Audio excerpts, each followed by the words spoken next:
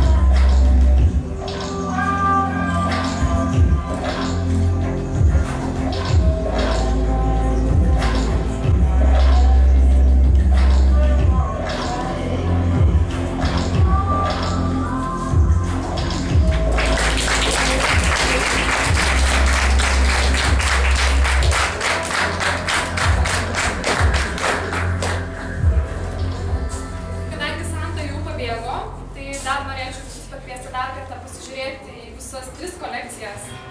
Tai padarysim greitą prabėgimą, nes turbūt neįsiminė taip greitai kolekcijų.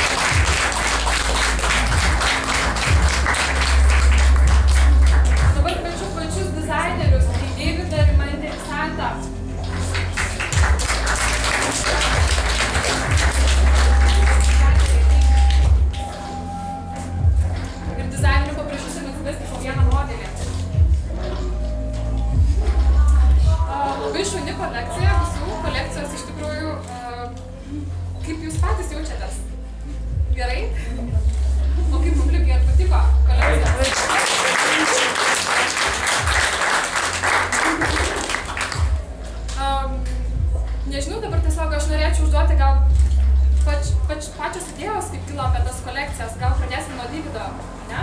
Nuo ko visą tai prasidėjo, kokia tai idėja buvo kolekcijos savo. Matome prieš... Mokinaisi siūtę. Mokinaisi siūtę? Taip ir prasidėjo idėja. Jo, nes reikėjo išmokti. Bet o kolekcijos pavadinimas yra, primink man, pozityvus banalumas. Jo, taip. Tai čia pozityvą kažkokią kolekciją norėjai sukurti. Banalę, bet ne banalę, tokią įdomią. Nu taip gavosi. Taip gavosi.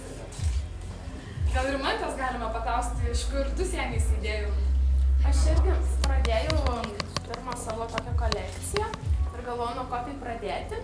Ir maniau, kad labiausiai reikėtų pradėti nuo avangardo, nes tai yra tai, ko mes dar niekada nebuvom kažkur kitur matę. Ir tai yra labai karšta visiems, kas stebi. Ir aš tiesiog laužiau standartus, formų ir tiesiog taip sumaščiau viską ir pateikiau jums. O Santos kolekcija, girdėjau, sėmėsi idėjų iš protėvių, senų laikų, indėnų. Nu, dalinai. Iš tikrųjų Dalinai? ne visai taip gavosi, bet kažkas to. Kažkokia gal simbolika gal. O iš kur pati kūryba?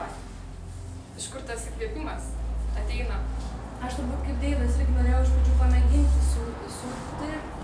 Gal iš tikrųjų biškį surizikavau su medžiagom, nes man parašiau, kas labai slystrinti medžiagą. Ir nežinau, tiesiog, kad toks buvo pabandymas savotiškas.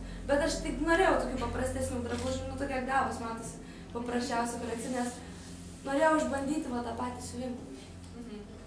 Nu, šaunuoliai, ačiū Jums.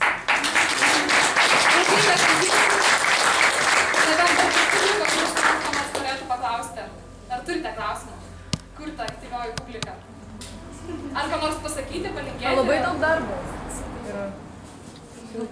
Nu, čia žiūrint iš kokios pusės pažiūrės. Tai aišku. O kur iš sunkiausia pusė darbo? Siuvimą? Pavyzdžiui, sugalvoti. Jo, kelnes. Kelias?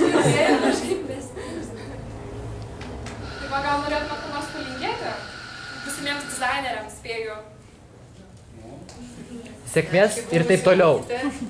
Jūs kaip mokytoja? Taip, ir visus labai gerai pažįstu ir man labai smagu matyti jūs čia visus.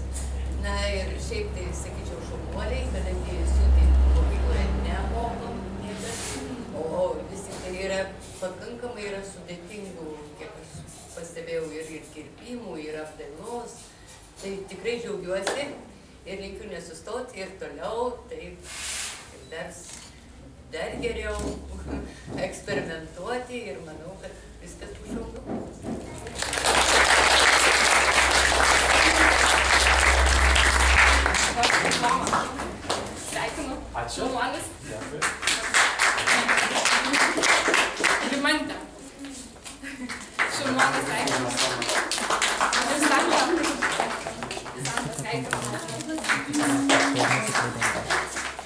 galite dabar atsipalaiduoti ir tiesiog su pačiais dizaineriais kalbėti, pirmiau pasveikinti, o vėliau pasivaišinti ir vynu, bet niekur nepabėgti. Labas vakaras, jūs randatės kultūros namuose Menas ir kava, Tiltų gatvė 3. Čia žmonės pristato kolekcijas, parodas, rengia visokius renginius ir iš tikrųjų turbūt kyla klausimas, kaip čia patekti ir irgi surengti gal kažkokią savo renginį ar parodyti kaip save. Tai aš tiesiog kviečiu užsukti pas mus į kultūros namus ir pas baristos klausti informacijos. Ir ji jums tikrai padės ir galėsite čia irgi rengti kažkokį savo renginį. Tai mielai kviečiu ir laukiu.